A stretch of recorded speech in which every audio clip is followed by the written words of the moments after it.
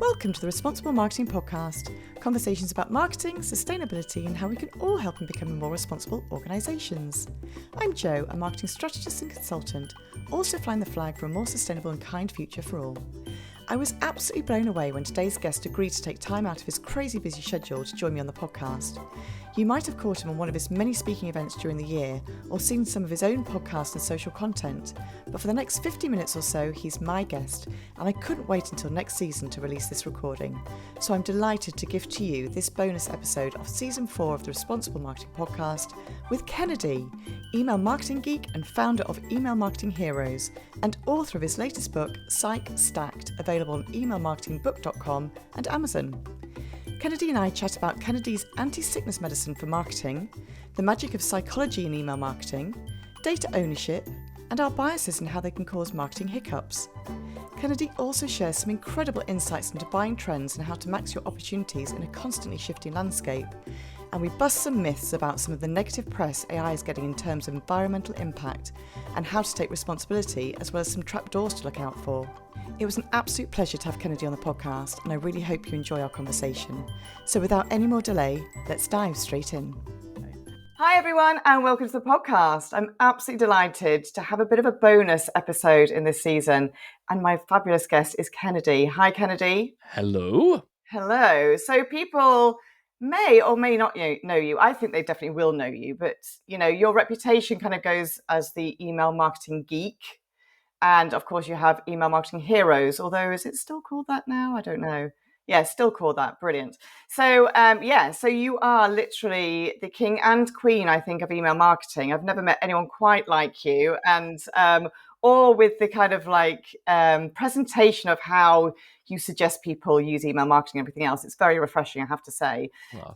Those who have crossed paths with you, either directly or indirectly, will know you're quite a character. So would you mind just telling my listeners and watchers a bit more about yourself, where your background is, kind of forms to where you are now, all that kind of just general background stuff? Yeah, being quite a character. That's the kind of thing my mum would have said. Like, he's such a character. I'm you in never mum mode know already. whether that's a compliment. You're like, okay.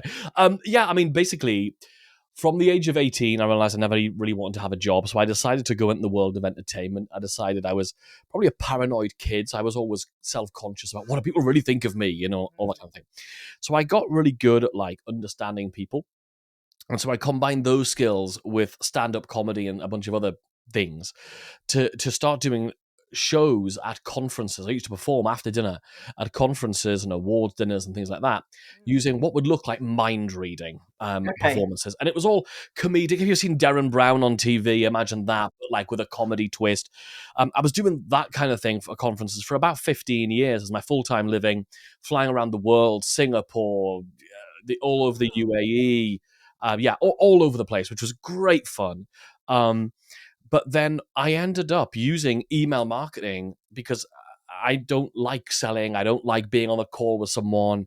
I find it really intimidating because even though I'm experienced on stage, I think that's probably compensating for the fact I'm quite socially awkward. I'm not very good in sort of intimate one-to-one situations, like networking events and stuff like that. I used to try, but it was terrible. So then I started using email marketing to actually start getting gigs. But I started using email marketing to help other entertainers get gigs as well. So I started a coaching program because I realized there's all these entertainers who want to be magicians or they want to be singers or they want to do all these. They've got these great talents inside of them. Yeah. But they can't pay the bills. They can't support their families with these amazing skills. They've got to do something else as well. I just was like, that's a real crying shame. So I was like, well, why don't I put together a coaching program where I help these people? And the way I sold that coaching program was through email marketing, literally, I'll be arriving at my hotel, some far-flung corner of the world, and I'd be like, I remember waking up in Kuala Lumpur one day, and I was like, I opened up the laptop, and I'm sending emails, literally typing letters on the keyboard from KL, hitting send, and sales coming in. And it's just the most amazing thing that you can do. If you've got a laptop, even your phone these days, you can quickly knock out an email if you know how to do a good job of it. And so I ended up getting asked to go and speak at other business conferences about email marketing in particular, because I just feel like it's the crux of what makes all parts of your business easier. So now I combine those skills of psychology with email marketing, with presentation skills. I do keynotes all over the world. I've recently written a book. I have all these different programs. I know you're involved in some of those things. So it's it's great that I literally get to wake up. Even we're on holiday somewhere, and we were in Las Vegas a little while ago, and wake up, sit on the. I mean, don't sit on the balcony in Las Vegas; it's too hot. But you go somewhere, and you go, oh, I must send an email, and you just whack it out before you go out in the day, and sales come in. It's amazing. Yeah, it's almost a bit like you're living the dream that we were sold probably, I don't know, maybe 10 years ago or 15 years ago on email, right? So Yeah, it's one of and those things it's where one I've of never met anyone that makes it work, and you absolutely do make it work. So yeah, and yeah. only because it's the only thing I know how to do, really. Well, and it pulls some rabbits out of hats or something like that, surely. Yeah, maybe. I don't even know how Okay, to do do that. I rabbits. don't want to do that either. No live animals. But I do love your approach, and that's what really caught me. When I was introduced to the work that you, or the courses that you do, and all that kind of stuff. How you deliver things. You've got some pretty strong claims, it has to be said. They're quite bolshy and in your face, but you clearly. I do like the one that says marketing that doesn't make you want to be sick in your mouth. I Yeah. love that one. Yeah, yeah. God, Well, how I many mean, for people me, do it's actually like, think marketing and then are slightly sick? Yeah, quite. well, I think there's a lot of people who just don't like, they sort of tap dance around the topic, and you go, oh, what do people really want? They want to do marketing that doesn't make you want to be sick in their own mouth. Like that's what we want to do. And I'm a very straightforward, like, let's not use all these for, like, whenever I'm coaching somebody, they'll say something and I'll be like, what does that really mean? When you're like, oh, I'm gonna have a day of strategy. Yeah, what are you gonna do? What are Yeah, you actually gonna make me do? think quite a lot. Yeah, right. We hear it all the time. Absolutely. So what was the driver for you creating that kind of like I mean, obviously you're full of life, but you've got quite a Marmite personality, I would imagine, because there'll be some people who just think, oh my goodness, this guy, like, he just talks all these numbers and he's saying to do this, but I'd hate to have that kind of email, blah, blah, blah, which is actually not true because it does work. I've seen it work. Um, what kind of like drove you to that kind of more in your face and really actually very kind of prescriptive, because you are very prescriptive, these are the tools, I've done all the background work for you. I mean, to be honest, for me, when we talked about your program before, it was quite a breath of fresh air because you were saying, basically, I've done the hard work. You just need to do this, this, and this. I'm like, okay, I can do that kind of 3 or 4 times a week. That's perfect. Thank you very much. But what drove you to that point? I think I realized that, especially now, and I've always felt this, but it's been more evident now in the world of AI. I mean, we can't be on this podcast and not mention those 2 initials, right? Otherwise, like, Yeah. who knows, our brains will explode or something. But the AI has shifted the world of products and how, and especially education. Mm. People don't really want to learn how or why. They just want the result. Now, we know that because we can just go to any of the AI tools we've got at our disposal and say, how do I do this? Like, how do I fix the thing on my carpets coming up at the edges? What do I need? What's the tool I need to do that? And I think we've all got access to information. What I think there's a lot of is, I'm very specific in the things that I say, hey, these are the results I've achieved. Now, I'm not saying for a second that everybody else is going to get those results. Of course. Like, I've got certain products at certain price points, which we're doing certain things with. I've got certain experience. Like, it's all in that particular time. But I think there's a lot of people saying, I can help you. And they can't even help themselves. They've never helped anybody else. And you go, well, and that's the reason I often talk about, hey, we've got this client who did this and this client who did that. That's not to say you're going to do the same thing, because you've got a different business and you want a different business. Yeah, And, exactly. and while you say, yes, I'm prescriptive, one of the things that I'm very keen on is making sure that people end up with the life and the business they want. And I think we've got to be really careful about who we follow and whose advice we take. I had somebody on a coaching call last week in my mastermind asking me, this Alex Hormozy says you need to, and Gary Vee say you need to, like, produce this many numbers of content and da da da da da da. And I said, that's great. So should we be doing that? And I said, no, I don't think you should be doing that, because you're not a $100 million business. And And do you you don't want a have that $100 million personality business? either. Mm. Yeah, and you don't want one. Okay, good. So yes, if you could get a small percentage of that, that's great. But at their level, they are doing those things. They're putting out 8 pieces of content per platform every single day, and they've got a huge team doing it. Who have you got? Well, you've got you and a personal assistant or a virtual assistant. Well, you Yeah. can't do the same thing. You're playing a different game. It's like trying to play chess but using the rules of snakes and ladders. Yeah. It's freaking ridiculous. It's not going to work. So all of my stuff is really fundamental to allowing people to live with choice. I've got two values in my life. One of them is choice, and that is having choice and giving choice. And my other one is to savor things, which means to enjoy them presently, not respectively through gratitude, to savor things in the now. And if I want to give people choice, I have to give them tools which allow you to play the game your way. So it's like I'm giving you the dice and the counter, but you decide which board to put it on. Yeah, got you. And I do think, again, having experience kind of like part of, well, one of your courses that you run, it's just, like I said, breath of fresh air, because it's been a kind of journey when you sit there and you think, my goodness, what am I going to, I can only send one email out a month because that's all I can think of.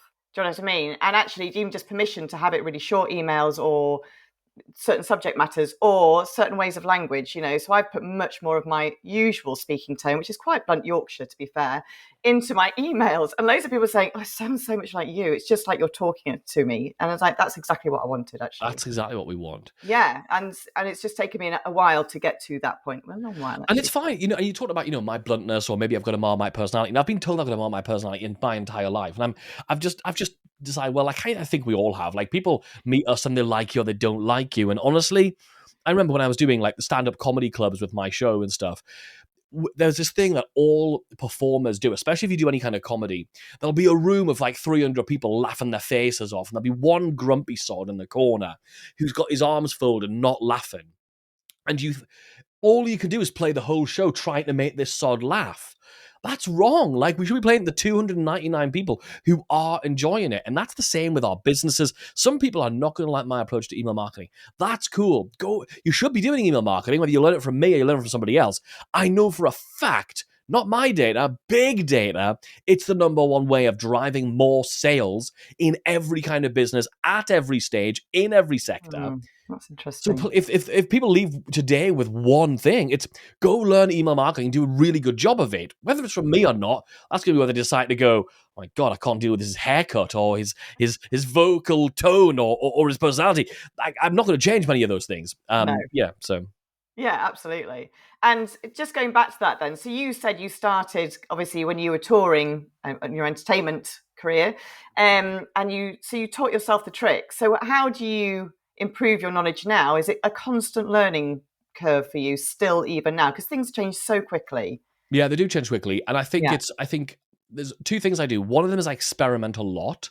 So my email subscribers are kind of my guinea pigs. It's funny. Somebody said to me the other day, you say to never do this, and you did this last week. And I was like, yeah, because I'm running a weird experiment where I can say if I can actually unprove my own theory, because that's what we should all be doing. If it's a scientific approach, like I'm trying to go, what happens if we don't do the very thing I think we should be doing? Yeah. So that is quite interesting. So one of the things I do test. The other thing is, because we have thousands of clients, we're at like almost 9,000 clients in the business, right? Wow. Just under.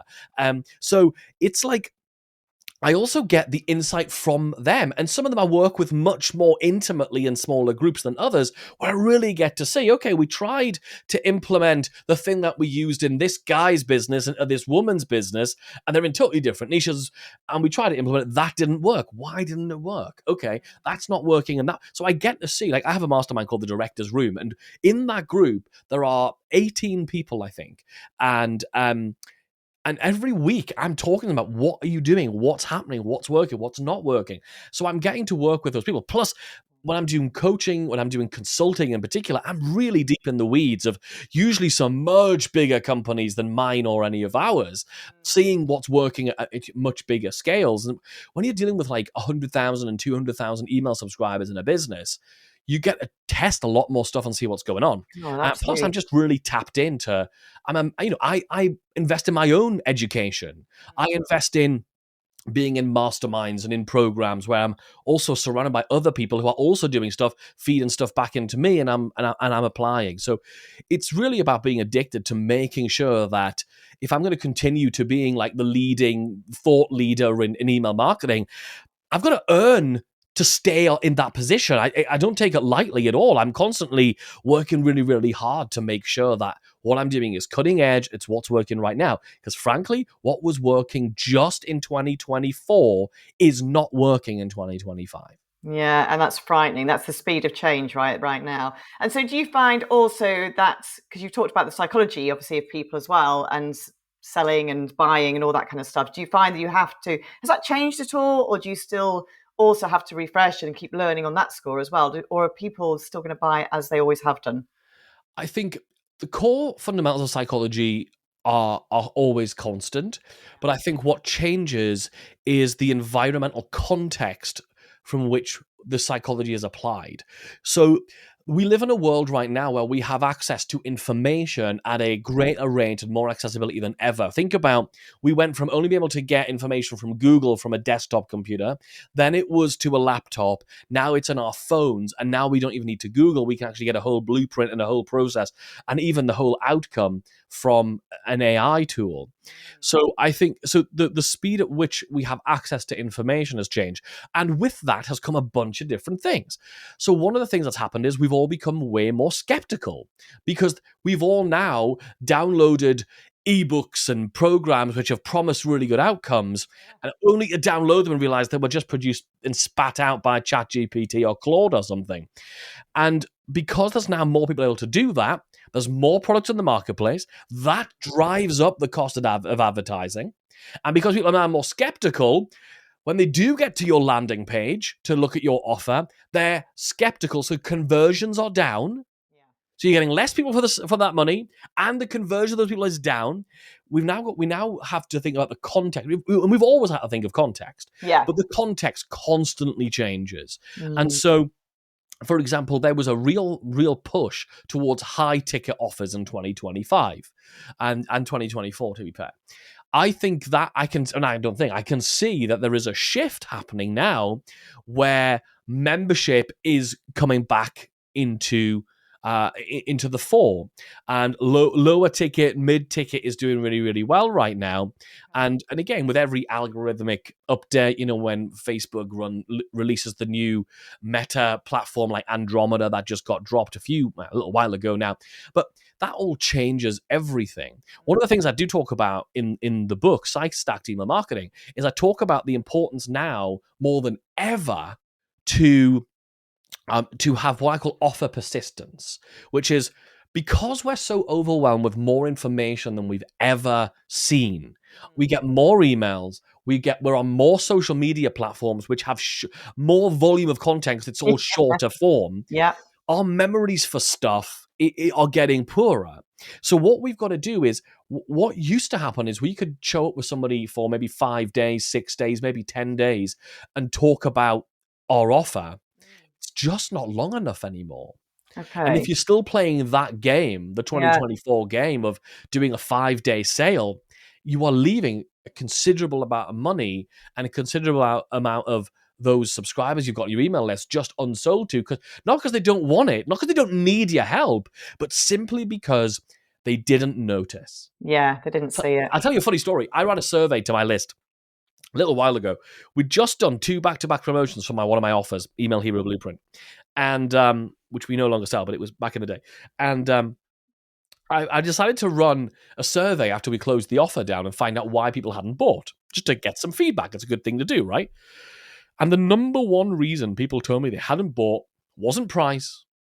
It was, I don't know what it is. They had just flat out missed what it was. So we have to, rather than changing to the next offer, thinking this will be the one, change to the next offer, what we have to do is persist with the offer, but give it new wrapping paper, present it in a new way. Got you.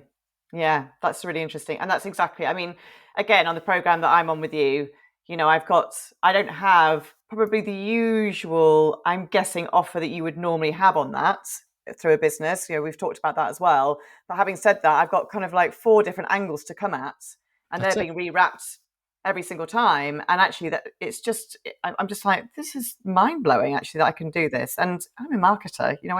I should know this stuff, right? So it's hard to do it yourself every time, but Yeah, Yeah. it is. And you talk about that, we've got some people who are like coaches, we've got some people who sell to government organizations, we've got some people who have courses and memberships, and that's kind of people who've got their expertise and their packaging, consultancy, something like that as well. And what happens for all of us in our own psychology, and I try also use psychology to help people get better results, not just actually make more sales, but to help them do the work, right? And so one of the things we have to remember is when we're putting together an offer and we're putting together the sales page or that little video or the content about it and presenting it, we've got our own biases about what we think is important and what we think will make people understand the value of this thing.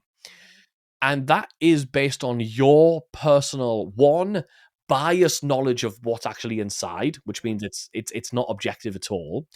And secondly, when you can get objective and not be what's inside and be more on the benefits and rather than the feature side of things, you'll be focusing on the benefits that would appeal to you Quite.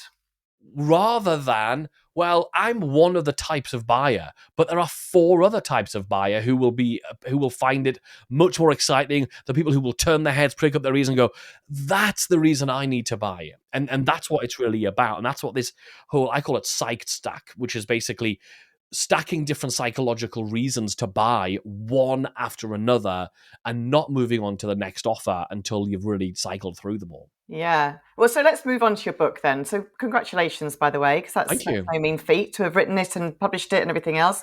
How long did it take you? A couple of years to write it? It took 2 years. It's a weird story. It actually took me 4 days, Oh. and then I didn't touch it for 2 years. So Oh, what I know happened that was I feeling. wasn't planning on writing a book. Most things that I do are pretty strategic, but with the book, very different story. What happened was I was in the middle of just doing normal work. One day I wake up and I had really awful vertigo. And like the room was swishing. It was horrible. I used to do some work on cruise ships, and it was like literally, it was like seasickness. It was Yeah, absolutely bloody God. awful. And I couldn't look at I couldn't like watch videos. I couldn't do meetings. I couldn't walk across the room. I just got myself to the sofa. I couldn't watch like TV shows. I was like, I'll just put something on TV. I'll watch, whatever TV show.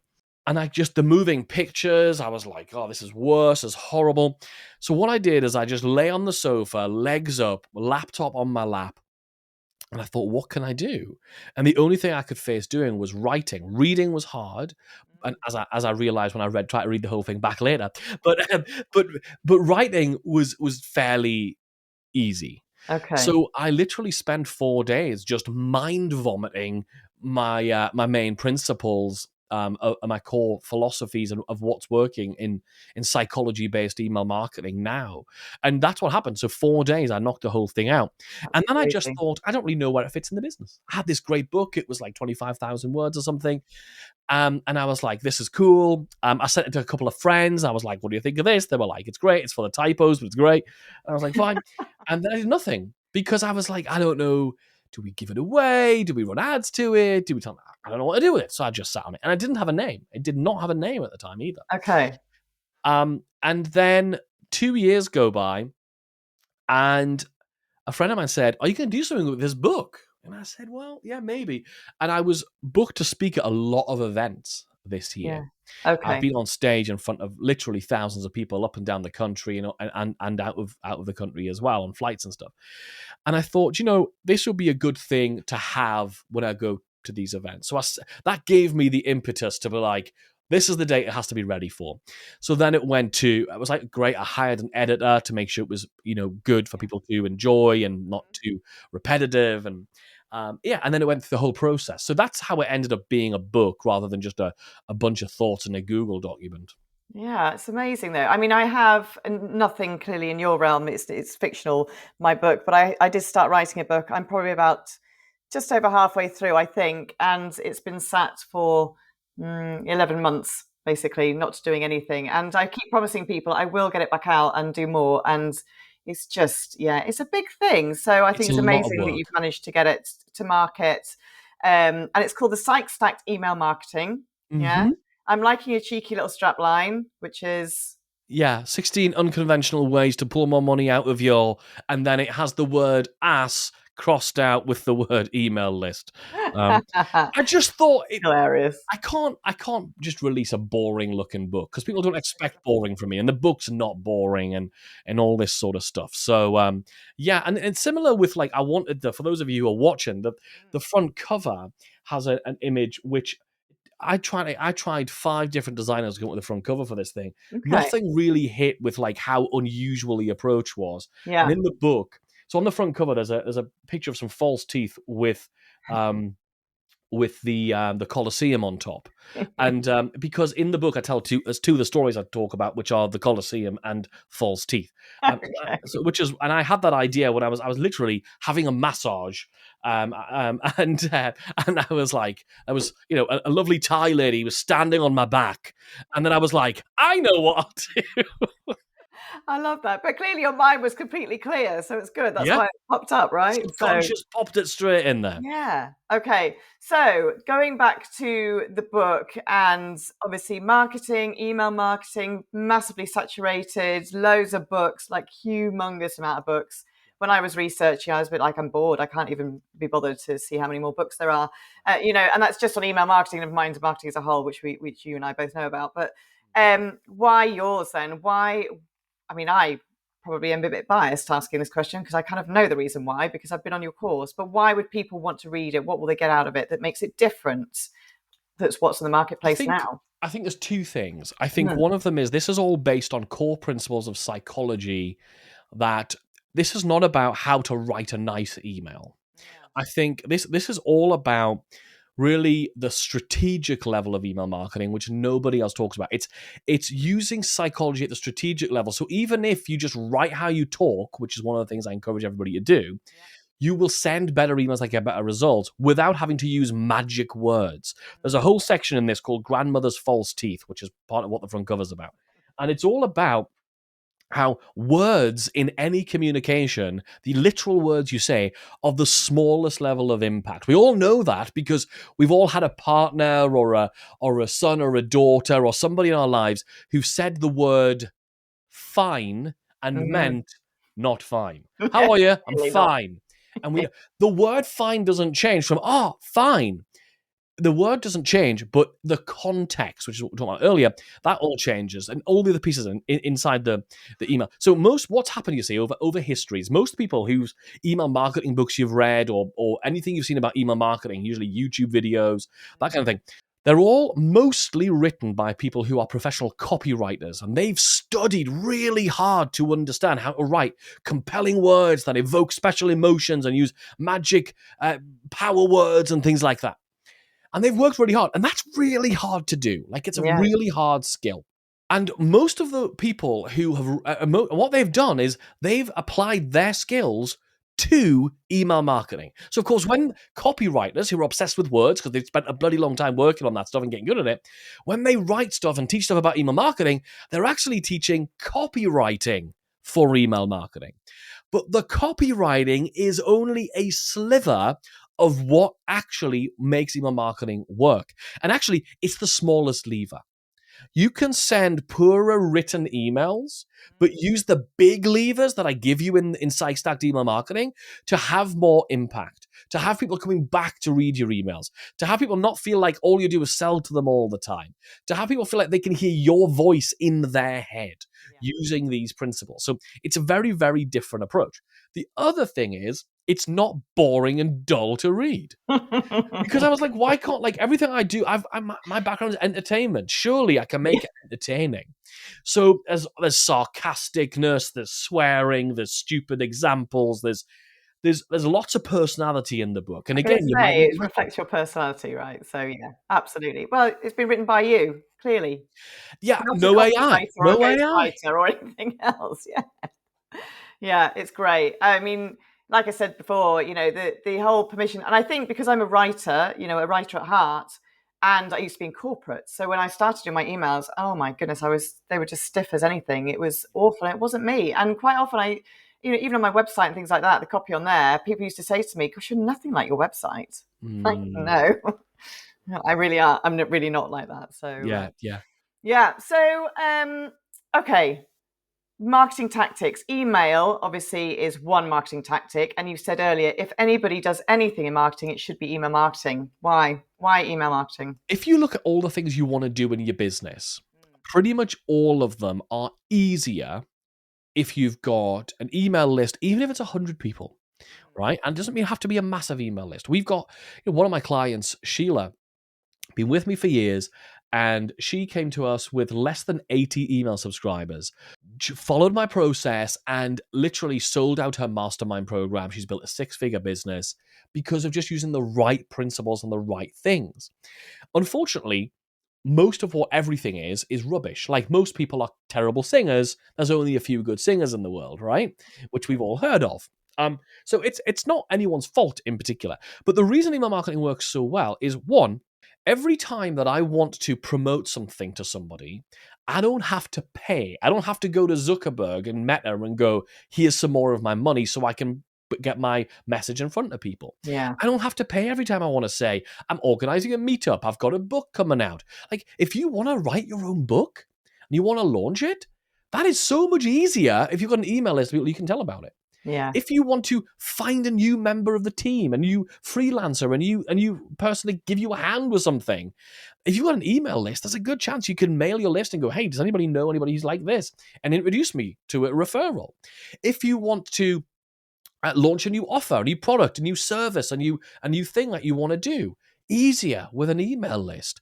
If you want to launch, I've got a YouTube channel called The Email Marketing Show. When I launched that at the beginning of the year, I was able to get very quick traction because I already had an email list. Literally every single thing you could want to do in your business is easier, and it's faster, and it is cheaper to achieve if you've got a bunch of people who you can send a message to by flipping open a laptop from anywhere you happen to be. I know people who send their email while they're open the laptop on their lap in their car at the school gates waiting for the kids to come out. There's nothing wrong with that. It's great. And what's really beautiful about email in particular is, one of the things I often talk about is, if you go to a concert of your favorite band. I know Oasis have been doing lots of gigs recently, right? So if you go and see an Oasis concert, like them, loathe them, doesn't matter, right? But you got to see an Oasis concert.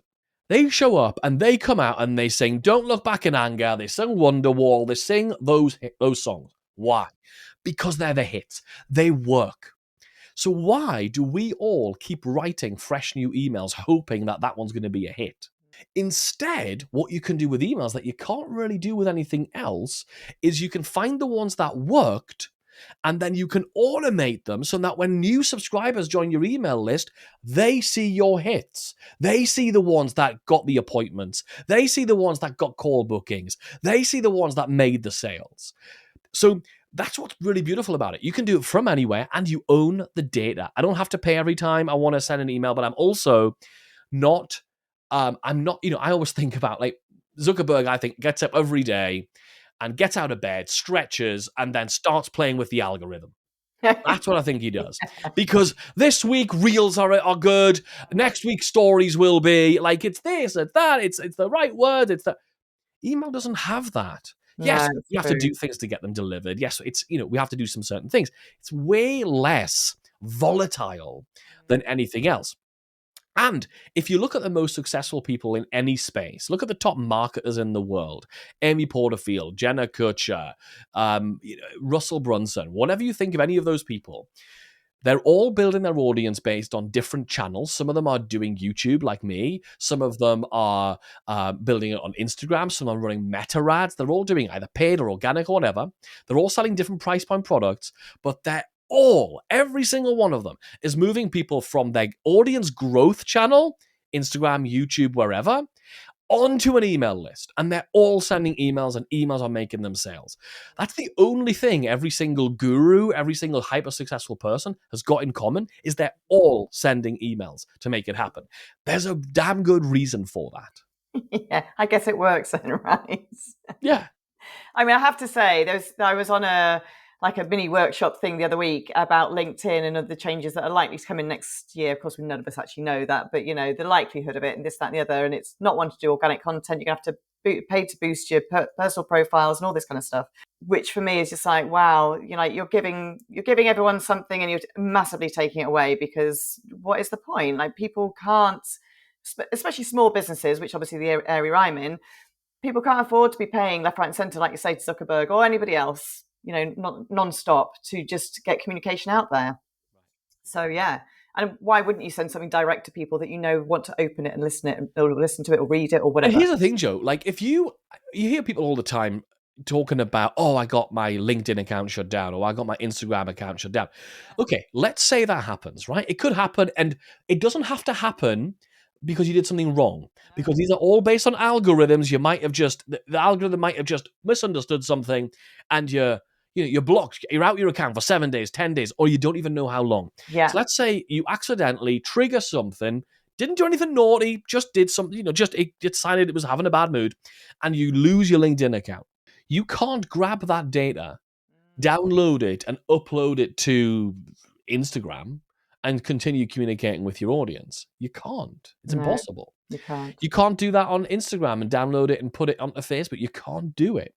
Whereas if you've got an email marketing platform, let's say you're with ActiveCampaign, one of the popular ones, and for whatever reason, you have a Barney with them and they decide to shut you down, you can download your contacts because you own that data. You can go across to Go High Level, upload your contacts into there, and you're still in business the next day. Yeah. You can still reach people. You still know what's going on. Yeah. I mean, I know a few people who've had accounts closed. Some, not because they've been particularly naughty, actually, but they've just been closed down. But also some where they've been cloned. Like, someone's hacked their account, so it's been closed down, and the actual owner of the account isn't given permission to get back into it ever. Like, and that's the biggest reason that I've seen of people losing their accounts. It's not because anything you did, it's because some hacker got in and started bombarding stuff. So it looks like it's your account that's being attacked. So the platform just goes, we're not having that, we'll just shut you. And you lose it. Oftentimes you don't get it back. You're starting from zero. I know some people are big influencers who had 1 million followers on Instagram, and one day they're back to getting their first one again. It's so difficult, isn't it? So difficult. So I guess that's a bit of responsibility then. So taking responsibility for your marketing, which is good. It fits nicely with the title of my podcast, which is always useful. But obviously you mentioned about using AI tools before, and clearly I've trained my little AI tool, as you suggested I should do, although I had to tell it off the other day. It started doing some stuff that was really weird. I'm like, why are you doing this all of a sudden? It said, oh, I'm sorry, I just thought I'd try something new. I said, well, please don't. Don't do that. No, just go back to what I've asked you to do, please. So yeah, that was algorithm. I know, it's an interesting conversation to have. So your opinions on AI, because clearly there's a lot of, especially younger generations, I'm finding saying, we're not using AI tools. I don't want to use AI because it uses so much data. It emits loads of carbon. It does this. There's loads of machines everywhere that have to have loads of water to keep them cool, blah, blah, blah, which is true. But clearly there's got to be a balance, right? So what's your opinion on kind of like I know you're an advocate for AI, but is there thought process behind the use of AI, and any tools in particular you might mention, perhaps? I mean, there's no advertising here, but anything that you think is particularly useful for people? No, and I don't think there is any particular tools. I think what's interesting is if you look at, in general, so if we look at, I did a little bit of research just leading to this, actually look at this kind of stuff, because I thought, well, that's actually really interesting. So apparently, if we were to send a physical letter through the mail, that has about 4 grams of CO2 are used to do that. And that's, I think, from what I can see, that excludes also the fact that we need the pulp from the tree, we need the process of printing the paper, of making the paper, then we need to make the ink, or the ink how we're going to write it. So there's all of that additional carbon being used. None of those things get used, of course, when we send an email. So the latest research I can find says that where there is 4 grams per letter, it's only 0.2 grams per email. Okay. So it's 95% less CO2 when you send an email. But it's not perfect. I'm not here to go, and it's all perfect, so da-da, send emails. There we go. I live in the very real world, and I'm very aware of any imperfections. So yes, there is a heavy load on these AI models. But what's interesting about the AI, the weight of AI in that in the economic and the environmental way is the hope we've got is this, which is where I'm pretty comfortable. The very stuff that makes it costly to the environment is also making it costly in money to the organizations running it. And so it is in their interest to reduce the cost of running it because it improves their balance sheet, it pleases their shareholders. And so by in the act of doing that, in the act of reducing the cost of their business, they're also going to reduce the cost of the environmental impact by default. So it's not like the two are like fighting against each other. Where like, but the corporate, pleasing the shareholders and the balance sheet and share price is pulling in this direction, and environmental is in this other direction. For the most part, I can see they're in correlation. They're actually running together, and what we're seeing with AI is we're seeing faster models. And what faster models usually means is lighter weight models, which means that when we're asking it to do a request, it's coming back faster because it's not having to do the big, heavy, deep work. I mean, part of my business is we have a software development element. And one of the things we're constantly doing, literally every month, my developer spends a week looking at how do we again reduce the amount of server load, the amount of stuff, because that helps my bill on the server commercially. And of course, the knock-on effect of that is it's using less server time, less server speed, which means less coolant and all the other good environmental things. So I think we're heading in the right direction. Now, is AI heading in the right direction? Is it going to be the end of the human species? Probably. Probably.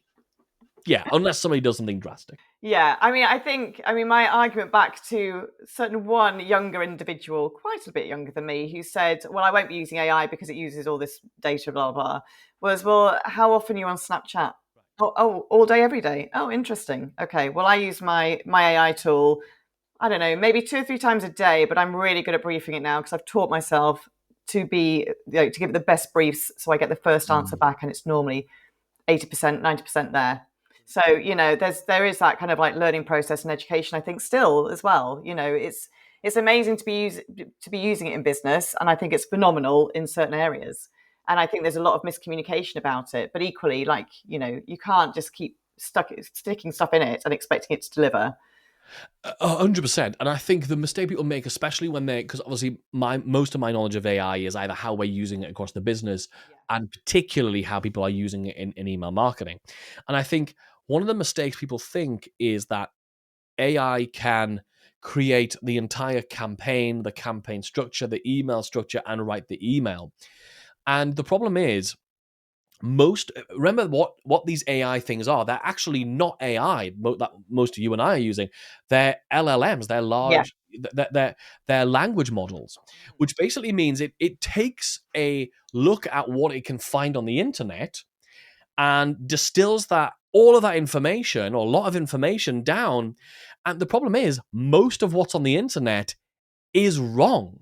It's ineffective. If you went and found like a blog post about how to write a good email, you would write a terrible email. And that's the source material that AI is using, which is why when we hand people frameworks, we give you the framework that is proven. One of the things I talk about in Psych-Start Email Marketing is there's a chapter called Coloring Hooks. And what it's about is the big mistake people make when they're sitting down to write an email is they try and just look at a blank page and start writing an email. It's a bit like if I said to you, hey, draw me a picture of a cat. How good is the picture going to be? Mine would look terrible. Yeah, pretty it would look like a child did it in the dark using their foot. Like, it would be awful, right? Whereas if I hand you a coloring book outline of a cat, and I said, color it in, you can make the nose green, the eyes pink, the side of it orange. It doesn't matter how badly you color in the cat. I can still tell it's a cat. It might be a weird looking cat. It might not be the best cat. It might not look like a healthy cat, but it's a cat. And it's the same with your emails. If before you write an email, and what I talk about literally in that chapter is give yourself a chance by having a little outline. It might just be, I'm going to write down the 3 things I'm going to do in this email. I'm going to open with the story about my cat being sick on the stair. So I'm going to write cat sick on stair. Then I'm going to write, then I'm going to talk about how sometimes inconvenience is good. And then I'm going to talk about my call to action, which is going to be go buy my new book, go to Amazon, buy it, whatever, right? That's going to be your email. Now what's nice, you've put the thought into it, you're planning part of your brain, so we're now using your psychology to help you write good emails. The planning, thinking, decision-making part of your brain has now done its job. Go away, make a cuppa, come back, and now your creative part of your brain could come in and do the creative writing to fill in the gaps, to color it in. Rather than what most people do is they try and sit and use the planning part of their brain, the decision-making part of their brain, at the same time as the creative part of their brain. And that means using both parts on 50% power. That's making it much more difficult than you need to do. And that takes time then, more time, and it Way becomes more more onerous. And then you think, oh, do you know, I can't be bothered. I'm going to suck it off. Exactly. Yeah, totally. Exactly. So interesting. It really is. And just going back to AI briefly, and you mentioned about the AI tools perhaps that can create the whole campaigns and write the emails, everything else. I mean, for me, that's a bit of lazy marketing. That it's a bit of people not having enough time, not wanting to put enough resource into their own marketing, and then thinking, actually, it'd be fine, just send it out. Now, I sent some emails out thinking, oh, I'm not sure about this, but I'm going to send it anyway to try it. I think that's different. But, you know, having full campaigns, we've not actually really read what the campaign is or reading the emails before they go out. There is that trap door that people fall into, I think, because of the AI. I think you're dead right. And I think, so for me, it works in phases. Like an email that is AI, 100% AI and sent is still better than the one that's not sent. Yeah, okay. Right? Fair Because point, at least your name is showing up in the email inbox. The number one reason people unsubscribe from your emails or report you as spam is not because you send too many emails. It's because they've forgotten who you are and they don't remember getting onto your email list. So if you show up more often, think about it. Someone's name drops in your inbox. You're like, who the hell's this? And how did they get? Like, you're already going in with anger. And then you realize, oh, I signed up for that lead magnet. I've forgotten their name. If the person showed up in your inbox more often, you haven't got time to forget their name. So the AI written email that is sent regularly is better than any email that is not sent. Definitely. The phase before that is a strategically designed email that is written by AI is better. Before that, even better still, if we're talking about increasing the effectiveness of the result you're going to get, is the email that is written by a human being. I still handwrite every single email that I send for myself and that I send for my clients. Have I trained AIs on my voice? Yes. Have I tested the heck out of it to see if somebody else could do it so I can give people that shortcut? Because I realized I was bleeding on for 5 years, like, you need to write good emails, you need to get better at writing emails. The truth is, like we were saying earlier on, most people don't want to learn that skill. What most people want to do is have the outcome. So if that's the case, yes, let's get emails sent.